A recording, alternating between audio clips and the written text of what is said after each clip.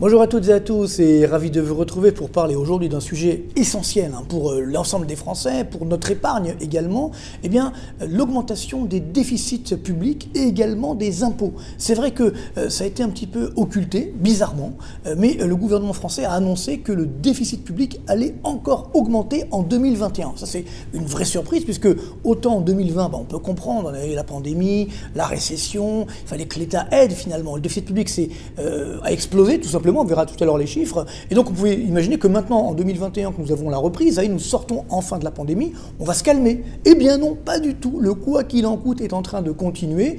Et donc, parallèlement, on est en train de nous laisser croire qu'on va financer tout ça en augmentant les impôts, vous savez, le fameux 15% d'impôt minimum au niveau international. Et que ça devrait permettre de résoudre tous nos problèmes. Il faut évidemment regarder de plus près et on risque d'avoir malheureusement des mauvaises surprises. Et bien entendu, ensuite, vous allez me dire, en quoi ça nous concerne, en quoi ça concerne notre épargne?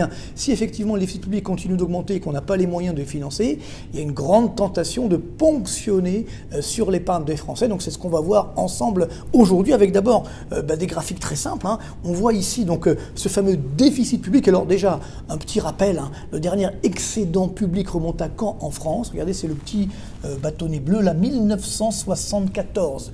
Depuis que des déficits publics, c'est tous les bâtonnets bleus que nous voyons là. Et donc la surprise, c'est que l'année dernière, on a fait 9,2% de déficit public par rapport au PIB. Encore une fois, on peut le comprendre, mais qu'on était à 3,1, on est passé à 9,2 en une année. Et là, pour cette année, c'est le président du gouvernement, ce ne sont pas les miennes. On nous annonce 9,4% donc de déficit public par rapport au PIB. Donc ça augmente encore. Et parallèlement, la dette publique, la courbe rouge, qui est déjà pas loin des 120%, devrait dépasser les 120% du PIB. Alors justement, je pense que c'est important de faire un petit point parce qu'en monnaie sonnante et trébuchante, on ne se rend pas vraiment compte de ce qui est en train de se passer, mais c'est assez énorme. Donc voilà les chiffres. Donc de 2019 à 2020, le déficit public est passé de 75 milliards d'euros à 211 milliards d'euros. Donc vous voyez, 3,1% à 9,2% du PIB. Parallèlement, évidemment, la dette publique s'est envolée. On était à peu près à 98% du PIB fin 2019. On est passé à 116% fin 2020. Ce qui veut dire en termes donc, je dirais d'euros, de milliards d'euros, donc de 2380 milliards à 2650 milliards. Donc regardez bien une augmentation de 270 milliards d'euros. Ça, c'est vraiment à mettre dans nos tablettes. Ça, c'est juste en 2020. Et comme vous le savez, malgré tout ça, malgré cette gabegie de dette publique, de dépenses publiques, le PIB français a quand même chuté de 8% hors inflation. Donc, bien sûr, ça aurait pu être pire si on n'avait pas fait tout ça, mais tout de même, on se rend bien compte que l'ensemble de cette augmentation de la dette publique n'a pas été vraiment consacré pour générer une croissance plus soutenue. Alors justement, la croissance, elle arrive en 2021. Maintenant qu'on sort effectivement de la pandémie, on devrait avoir, si tout va bien, une croissance de l'ordre de 5,5% cette année, hors inflation. Ça veut dire qu'en ajoutant l'inflation comme elle est un peu forte, on pourrait même monter à 8% d'augmentation du PIB. Donc ça veut dire que si le déficit public augmente encore, ça veut dire qu'il augmente d'au moins 8%, puisque le ratio déficit public sur PIB augmente encore. Donc c'est ça qui est complètement fou. Ça n'émeut personne, mais c'est quand même assez dramatique. Donc voilà, effectivement, les chiffres. On nous annonce 9,4% de déficit public par rapport au PIB cette année. Comme vous l'avez compris, donc le PIB augmente d'environ 8% en valeur. Donc ça veut dire que si le ratio augmente, ça veut dire que le déficit public augmente encore plus que le PIB. Donc ça veut dire un déficit de l'ordre de 230 milliards d'euros. Et parallèlement, la dette publique devrait s'accroître encore de 290 milliards d'euros. Donc vous ne rêvez pas, vous faites tout simplement la somme. 290 milliards pour 2021, plus 270 milliards pour l'année dernière, ça fait un coût total sur la dette publique de, regardez bien, 560 milliards d'euros. Et ça, c'est bien sûr sans compter les fameux, vous savez, PGE, un prêt garanti par l'État, qui sont garantis à 90% donc par l'État. Ça veut dire que si on ne rembourse pas, c'est l'État qui va devoir donc rembourser les banques, et c'est quand même pour 140 milliards d'euros. Donc, c'est complètement fou parce que clairement aujourd'hui on a une sorte de valse des milliards qui n'émeut personne. Alors elle n'émeut personne parce que la BCE continue de financer, continue d'acheter la dette publique française, mais néanmoins on a un petit problème, c'est que l'écart se creuse vis-à-vis de nos partenaires européens et notamment vis-à-vis de l'Allemagne. Et là c'est vrai que c'est quand même si les Allemands ont eu eux aussi un déficit public l'année dernière, ils avaient un excédent déjà avant la crise, ce que nous n'avions pas bien entendu, mais regardez, là c'est sur 2020, les Allemands avaient donc un déficit public, voyez, de l'ordre de 4% du PIB, 4,2% exactement, alors que nous, on est monté à 9,2%. Et pour cette année, ils annoncent à peu près 4% de déficit public, donc finalement, ça se maintient, même ça recule un petit peu, alors que notre déficit public à nous continue d'augmenter. Vous voyez, cet écart, il est énorme. En fait, on a un écart d'environ 5,4 points de déficit public entre la France et l'Allemagne. C'est du jamais vu dans l'histoire commune de la France et de l'Allemagne. Et donc ça, bien entendu, ça va poser un problème en termes de stabilité de la zone euro, d'autant que, comme vous le savez, en septembre 2021, nous avons les élections législatives allemandes. Madame Merkel ne sera plus là pour sauver la zone euro, pour imposer, entre guillemets, le rachat des dettes par la BCE. Donc qu'est-ce qui va se passer ensuite? Même si la BCE essaye de nous rassurer, il y a peut-être des vrais dangers. D'autant que si on regarde, alors là, l'écart de dette publique, c'est encore pire. Regardez bien ce graphique incroyable. Donc là, on a la dette publique par rapport au PIB. En France, c'est en bleu. En rouge, c'est en Allemagne. Et donc, on voit bien, regardez, que les Allemands sont au-dessus des 70% à peu près du PIB de dette publique, alors que nous, on est à plus de 120%. 50 points d'écart. Là aussi, c'est du jamais vu. Donc on va avoir un vrai problème de crédibilité, nous les Français, d'autant que, comme vous le savez, en 2020, la France est devenue le premier fournisseur de dette publique de la zone euro. Vous voyez, habituellement, c'était l'Italie, la courbe verte ici.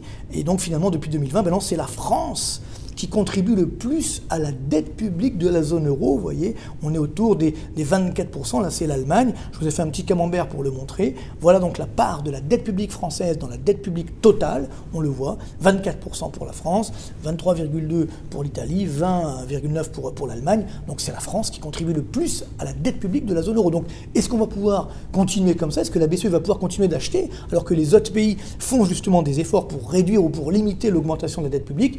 Voilà évidemment les chiffres. On va avoir au moins à peu près 122% donc de dette publique par rapport au PIB fin 2021 si tout va bien, alors que les Allemands seront autour des 72%. Vous voyez, donc 50 points d'écart, c'est évidemment particulièrement inquiétant. Alors bien sûr, il y a pire, il y a la Grèce, l'Italie, etc. Mais clairement, dans ces pays-là, notamment en Italie, on a fait des efforts sur le déficit qu'on appelle primaire, ça veut dire hors intérêt de la dette, donc ce qui permet justement de limiter les dégâts, ce que nous n'avons pas fait malheureusement en France. Donc là, ça crée bien entendu un problème, et ne l'oubliez pas, 52% de la dette publique française est détenue par des non-résidents. Donc souvent quand on se compare, par exemple au Japon, on dit regardez, au Japon il y a 240% de dette publique par rapport au PIB.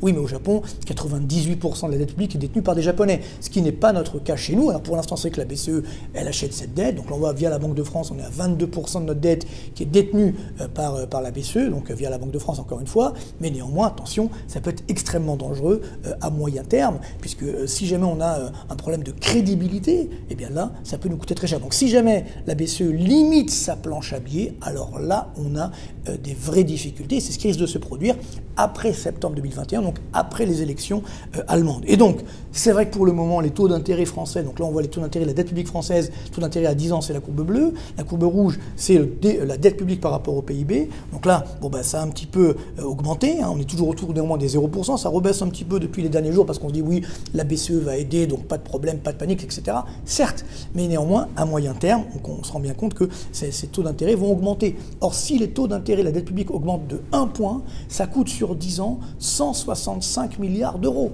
Ça veut dire en moyenne 16 milliards d'euros par an. C'est vrai qu'au début, ça coûtera autour des 3,54 milliards la première année, puis ensuite ça va aller, je dirais, crescendo. Donc en moyenne, ça fera 16 milliards d'euros par an. Juste 1 point d'augmentation des taux d'intérêt de la dette publique française. Donc là, vraiment, on joue avec le feu. Et on se rend bien compte qu'on ne pourra pas continuer éternellement. D'où, effectivement, l'autre solution qui est de dire, pour financer tout ça, on va augmenter les impôts. Le problème, c'est que nous, les Français, nous sommes déjà numéro 1 mondiaux des impôts.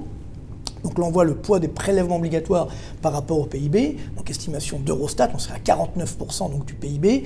Et plus ce poids des prélèvements obligatoires par rapport au PIB en France augmente, plus la croissance structurelle de la France, la courbe bleue, baisse. Vous voyez qu'on est autour des 0,9% dans le meilleur des cas. Donc c'est ça le problème, c'est qu'une fois que la reprise de rattrapage va se terminer, donc à partir de 2022, eh bien là, on va retrouver notre croissance normale, c'est-à-dire autour des 1% par an.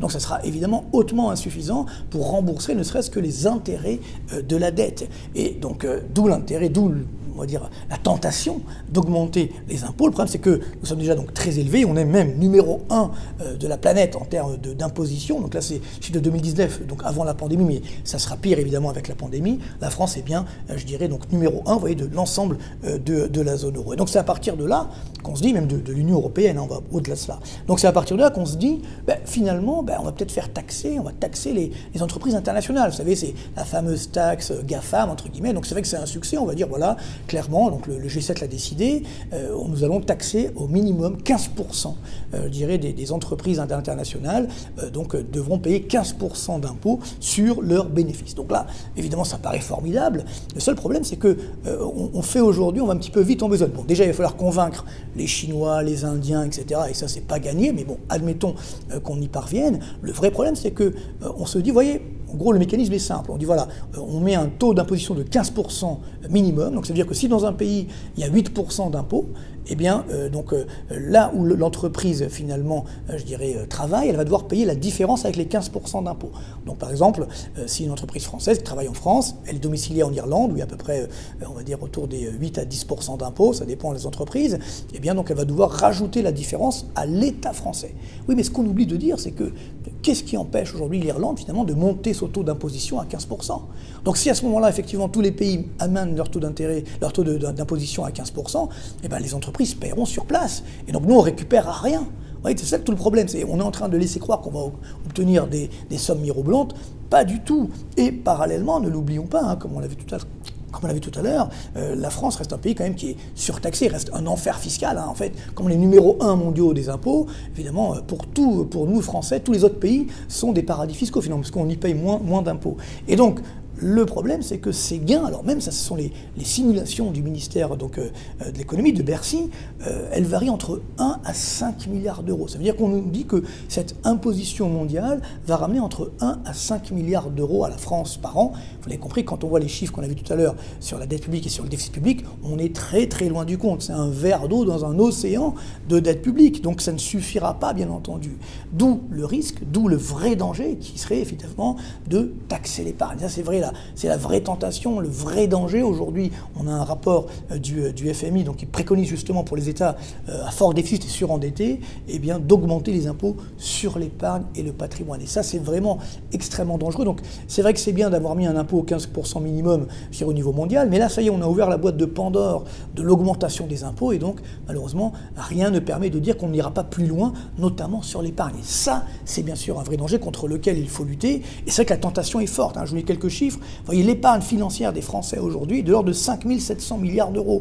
Si on ajoute, vous voyez, juste le patrimoine immobilier, c'est 13 500 milliards. Donc vous voyez, ça fait des sommes énormes, quasiment 20 000 milliards. On se dit, si on ponctionnait un petit peu, pourquoi pas? Et c'est vrai que la tentation est forte, mais par contre, si on augmente les impôts, comme on est déjà numéro 1 mondial des impôts, on va casser la croissance et donc on n'y arrivera pas. Donc ce n'est absolument pas la solution. Donc espérons que cette dette sera enfin bien utilisée pour l'innovation, pour l'investissement, pour donc créer des emplois et pas simplement pour colmater les brèches. C'est la condition sine qua non si nous voulons protéger notre épargne et éviter cette augmentation qui pour l'instant paraît inévitable de l'imposition sur l'épargne. Donc espérons vraiment qu'on va éviter tout ça, mais je me devais de vous avertir, c'est un vrai danger qui malheureusement nous menace aujourd'hui parce que on a trop dérapé et on continue de trop déraper encore en 2021 malgré la reprise sur nos comptes publics. Donc espérons enfin qu'on va retrouver le bon sens et arrêter cette fuite en avant, arrêter d'augmenter les déficits publics et la dette publique en France pour le grand bien de notre économie et des générations à venir. C'est évidemment tout le mal qu'on peut nous souhaiter.